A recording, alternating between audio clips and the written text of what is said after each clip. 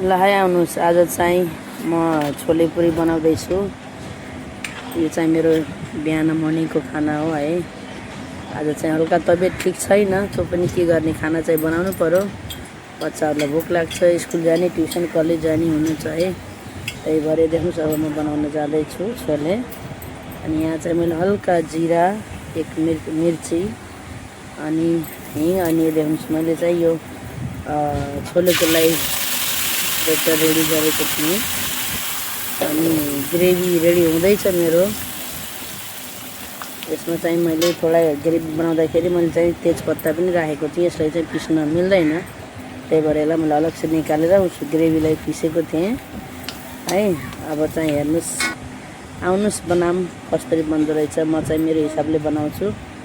अनि मेरो सब छोले, बटेटा देख्नुहोस्, load पुरीको load पनि रेडी भइरहेको छ है। अनि यता साइडमा तेल मैले बनाउँदैछु, पुरीको लागि रेडी गर्दैछु। हेर्नुहोस्, मैले चाहिँ बटेटा यसले राखेको कि थोडा बाक्लो बाक्लो ग्रेभी हुन्छ होइन, त्यही भएर मैले बटेटा राख्छु यसमा। अनि तपाईँहरूले कसरी बनाउनुहुन्छ यो देख्नुहोस्। मेरो चाहिँ ग्रेभी एकदम रेडी भइसकेको छ है, मजाले पाकेको छ। देख्नुहोस्, यसलाई चाहिँ मैले अलरेडी हल्का पहिल्यै अलरेडी बगारेर पकाएर पिसेको गरेको हुन्छु। यसमा चाहिँ अहिले छोले, मेरो छोले बोइल भएर रेडी भइरहेको छ। यसमा चाहिँ मैले हल्का ग्रेभी बाक्लो बनाउनको लागि मैले दुईवटा बटेटा, थोडा छोले त्यसरी स्म्यास गरेर मजाले हेरिदिनुहोस् है। अब यसमा मैले यो राखिदिन्छु। यो राखेपछि हल्का तपाईँको एकदम पातलो हुँदैन, बाक्लो बाक्लो हुन्छ। कसैले त राख्नुहुन्न, म चाहिँ राख्छु है त। यसरी चाहिँ थोडा ग्रेभी मस्त बन्छ है। अनि कस्तो लाग्छ हेर्नुहोस् त तपाईँलाई मेरो। फाइनली अब देख्नुहोस् है, छोले चाहिँ रेडी भइसकेको छ।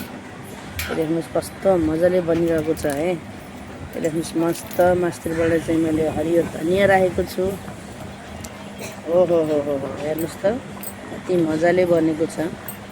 अनि तपाईहरुले कसरी बनाउनुहुन्छ छोले, मलाई चाहिँ लाइक कमेन्ट गर्नु होला। अनि कहाँबाट मेरो भिडियो हेर्नु भएको छ है। अब चाहिँ म जाँदैछु पुरी बनाउन। यो देख्नुहोस्, मेरो पुरीको लोड पनि रेडी भइसकेको छ। किचन सानो छ, त्यही भएर चाहिँ एकदम थोडा मुस्किल हुन्छ बनाउनलाई। त्यो पनि मैले चाहिँ बनाउँछु। यो देख्नुहोस्, मस्त पुरीहरू तलेर म अब पुरीको लागि तयारी गर्दैछु। किनकि मेरो बच्चाहरू फेरि ट्युसनबाट आएर अब चाहिँ बाबु चाहिँ कलेज जाने, नानी चाहिँ स्कुल जाने है। उनीहरूको लागि टिफिनको लागि पनि मैले त्यही भएर फटाफट रेडी गर्दैछु। अनि यो भइसकेको छ रेडी। हेर्नुहोस् फाइनली मेरो पुरी चाहिँ एकदम रेडी भइसकेको छ है। हेर्नुहोस्, अझ म चाहिँ मजाले देख्नुहोस् तल्छु पुरी। ओहो हेर्नु त कति मैले चाहिँ यो पुरी बाँधेर 2 घन्टा राखेको थिएँ। त्यही भएर देख्नुहोस् कस्तो मजाले फुलेको छ पुरी होइन। एकदम सफ्ट हुन्छ। हजुरले 1-2 घन्टा बाँधेर राख्नुभयो लोड भने है, मजाले फुलेको छ। देख्नुहोस् कति मजाले एकदम गोल गोल फुलेको छ देख्नुहोस् है। हेर्नुहोस् मेरो चाहिँ अब पुरी रेडी भयो। अब यो चाहिँ मैले हल्का पापड खिचिया भन्छन् होइन, त्यो चाहिँ मैले त्यो पनि फ्राई गरेको छु। मेरो सलाड पनि फ्राई रेडी भइसकेको छ तपाईँको। यो देख्नुहोस् त कस्तो सफ्ट भएको छ, देख्नु त।